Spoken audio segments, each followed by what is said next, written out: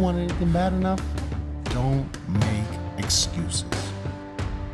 You gotta lose your time and your sleep for it. You find a way. Boxing King Media in association with Boxro. It's Sunday evening, it's absolutely freezing, it's like -3 inside the Ingle gym. Dominic, Ingle, thank you for coming out in your gilet. My gilet, you know what, I don't think it's -3, and when you're doing plunge pulling like I'm all the time, it's not even cold. I mean, I know I'm wrapped up, but it's not as cold as you think. I think you're just a bit nesh, pal.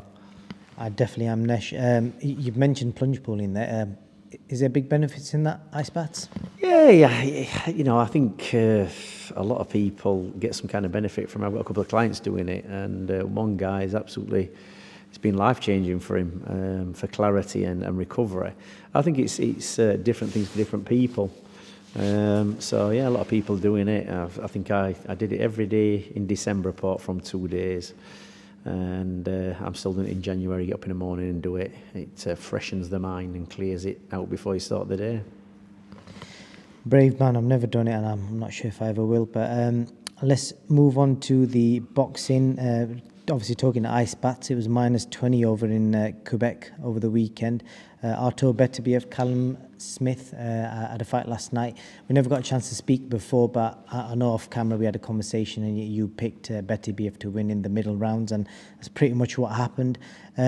Just want to, before we speak about the fight, I want to talk to you about this atypical finding that was found by VADA.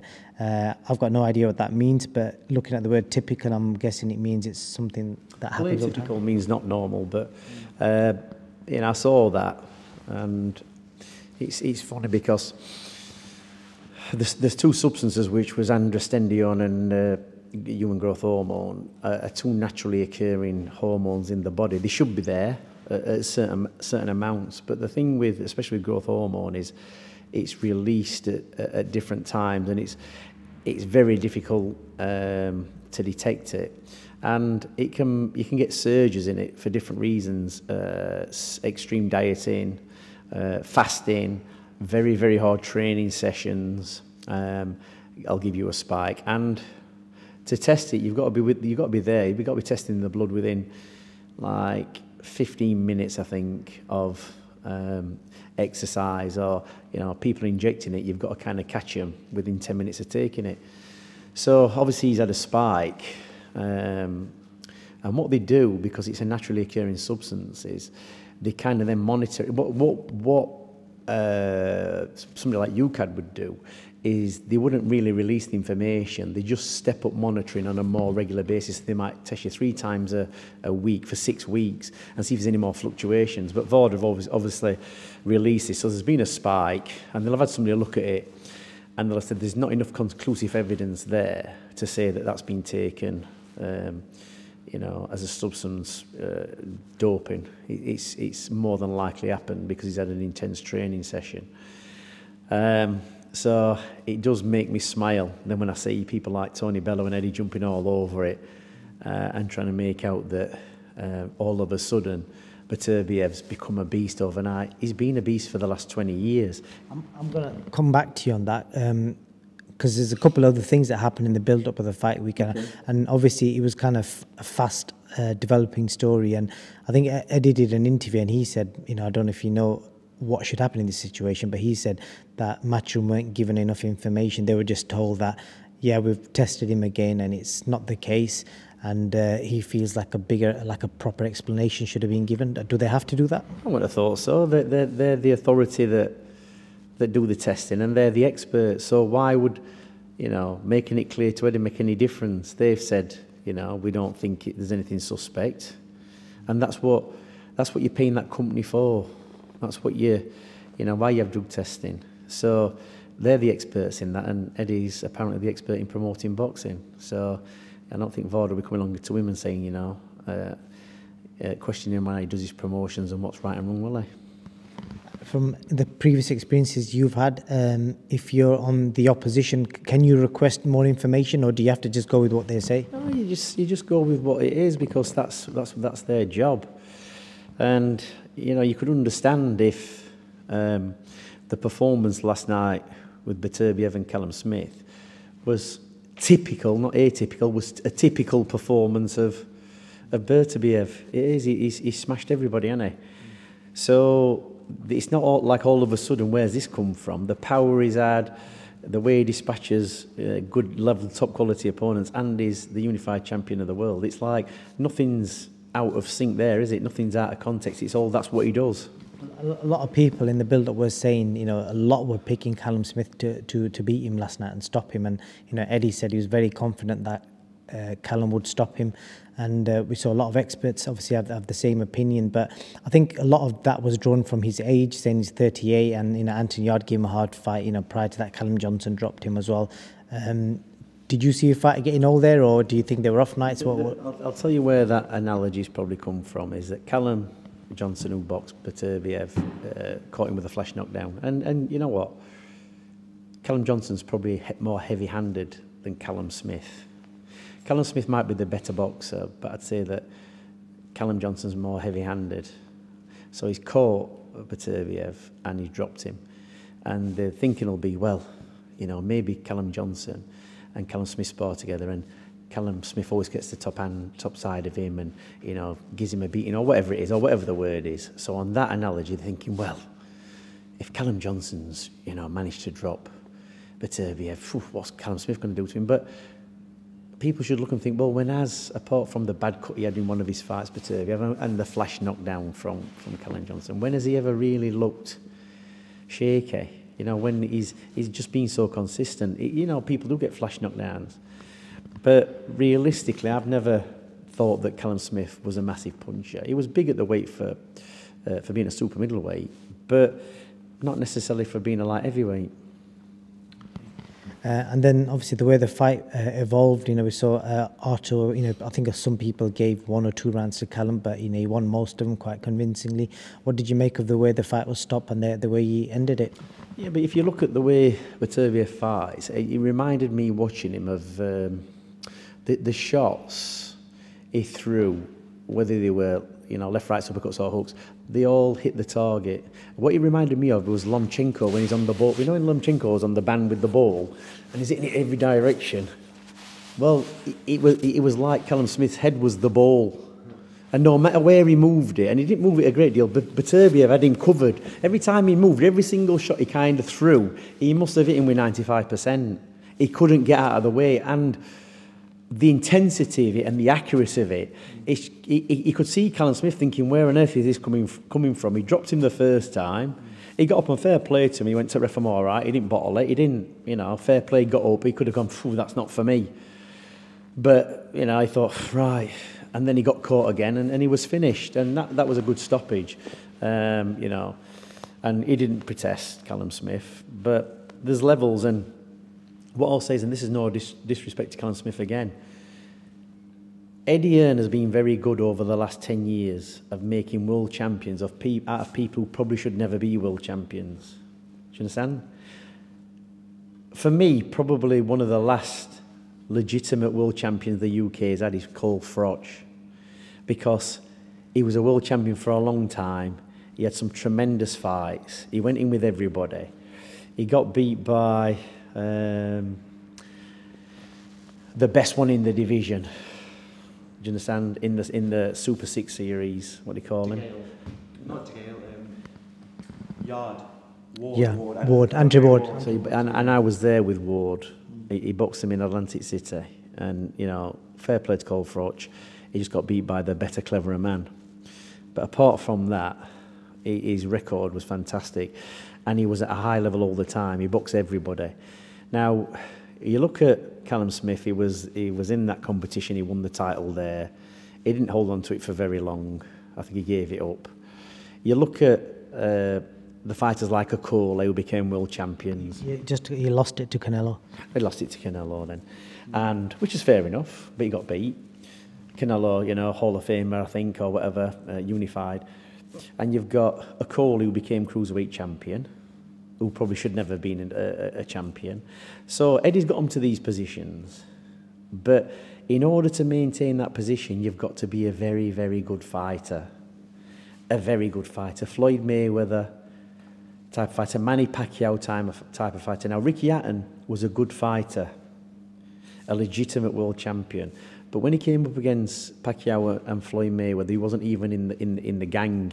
And maybe that was just a lifestyle outside of the ring. Do you understand? And I think it's the same. BETERBIEV lives, sleeps, breathes boxing. Probably no partying. Is a good athlete. Can that be said about Callum Smith?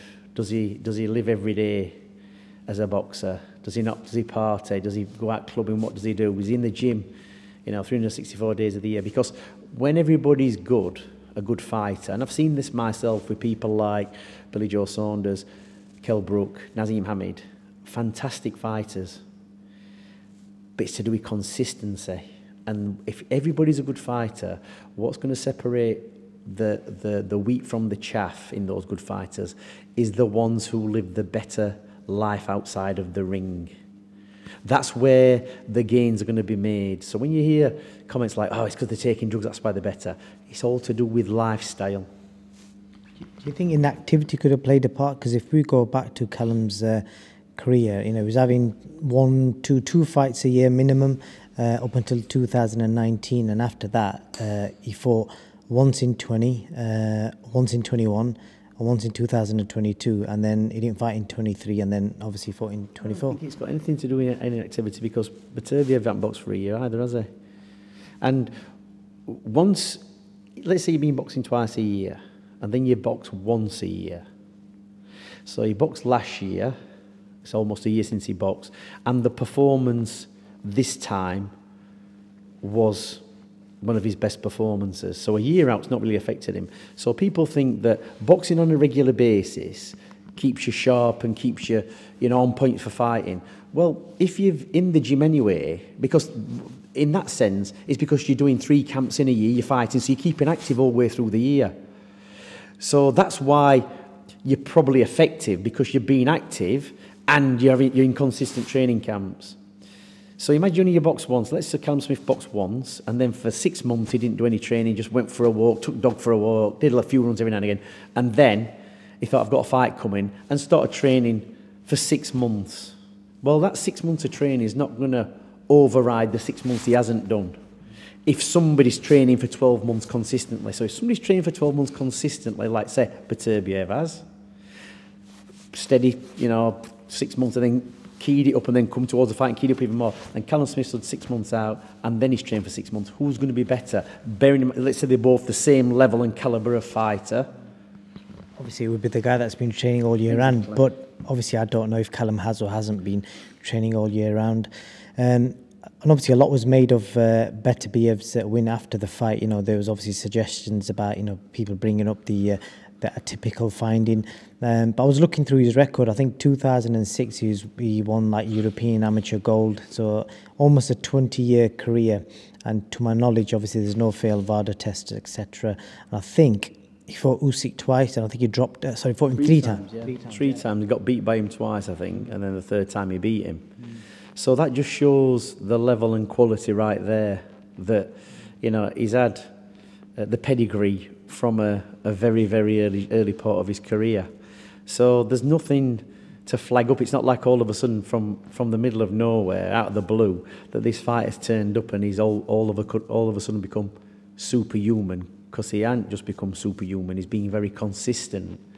And let's just say that he has, been doping for 20 years. He must be very good if he's got away with it for that long, because if you look at fighters like Dillian Whyte who failed 3 tests and other fighters who are failing multiple tests, the reason why he's probably not failing tests is probably because he's more than likely not doping. I wanted to obviously ask you about that. I've seen that he's fought in the Europeans, the World Championships, the World Cup as well. He's won gold in pretty much everything. The level of testing in that, is it the same as it is in like when VADA doing the pros? All amateur boxing at high level is even more tested in amateurs than professional boxing, because up until a certain point in, I think it was 2014 maybe, is when they started bringing in random testing where they could come in your gym. Before that with boxing, it was just after the fight, on fight night. They never came to your gym. It wasn't scheduled for professional boxing. But with amateur boxing, It was on camps, squad camps, competitions at a certain level, Europeans, Worlds, Olympics, you know, mega testing, and all year round. So it's more, you get scrutinised more in the amateurs, testing wise, than you did in the pros. And then obviously you mentioned Tony Bellew earlier. Tony put out a couple of tweets, quite strongly worded, but I'll read out the key parts of him saying, you know, he said he's a beast, he's a fighter who's getting stronger as he gets older, which is hard to believe, but he is. And then he said, Callum went on to face the monster in his backyard, so frustrated because I want to say more. And then he further on said, Bivell's a great fight, but please show me a fighter who has got stronger with age. He's 39, he's getting more destructive. Physically, that's not usually possible, but he's doing it. Our great sport needs looking at like baseball was. Obviously, but reading between the lines is quite clearly implying that he's obviously cheating. We'll show you a fighter then who's got strong with age or maintained strength. Golovkin. You know, look at them fights he's had with Canelo, and to be honest, he has declined in the last 2 years, Golovkin. I would imagine Golovkin's about 40, 41 now. But when he went over, was it Japan, he boxed the guy, the Japanese fella? And for me, you know, Golovkin has still got the power. His timing wasn't as good, and his boxing, you could see he's definitely on the slide.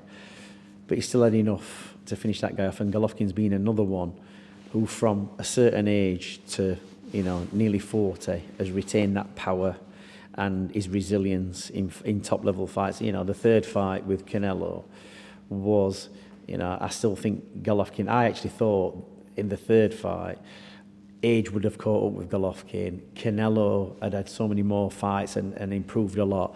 I thought it was going to be a total domination by Canelo, when it wasn't that way at all. I think there, you know, Golovkin gave a really good count of himself. So there's one fighter for a start that Tony can have a look at, who's maintained his power and still being good at that age. Any further comments on what Tony said? Oh, not really. I mean, it's a bit strange that when you think that you very rarely hear him talking about Conor Benn and those tests, or Dillian White, it's always about the opposition. To Eddie's stable, where he likes to point the finger, and I'm not sure he actually looks into it. I think he just skims over the information, because if he actually did his research and looked into it, I won't say he'd have a different opinion. He just might not comment on it, because sometimes, you know, implying that kind of stuff, having the audience to apply it to as well, imply it to, pointing the finger. It's like, it's obvious to see that BETERBIEV, no matter what, over the last 20 years, has been a better fighter than Callum Smith over the last 20 years. It's as simple as that. And, you know, you have to accept in boxing there's always going to be better fighters. There's always going to be better fighters, you know. Fair play to Eddie, like I said before, especially, and Tony Bellew's a classic example that he made Tony a lot of money by getting him the right fights with athletes who were way past the best, because in his day, Tony Bellew at his best against David A at his prime best, it wouldn't have even been a fight. You know what I mean? Tony Bellew wouldn't have lasted the distance with David A. But by the time he got David A, who was well injured and way past his best, it's a good win on his record, and hopefully Tony made plenty of money out of that fight. Yeah, but the Makabu win, I think, was probably quite underrated, considering Makabu went on and obviously won another world title. Yeah, and what happened to Makabu in his last fight? He got lost. He lost to I forgot his name now. The chap from the Swedish guy, based in America now, based in UAE. Yeah, I mean, Tony, listen, he got dropped in that fight, Makabu, didn't he? But Makabu wasn't a great, was he? He wasn't a unified. He wasn't like a BETERBIEV of his division. He wasn't that fighter. So it's not like Tony got beat by that Tony beat somebody like a BETERBIEV or a Bivell or a Canelo type of fighter. He boxed a kid who became a world champion for a short period of time and did all right. So he didn't box one of the the Golovkin types or the Bivell. I don't think Tony in any part of his career boxed. Usyk. Yeah, Usyk. And look what happened. So he boxed that, you know what I mean, that's what he did. To be fair to me, gave him a really good fight up until the stoppage. Who did? Tony. I just think Usyk just lulled him into a nice false sense of security and then just pulled the trigger, didn't he? You want anything bad enough? Don't make excuses. You gotta lose your time and your sleep for it. You find a way.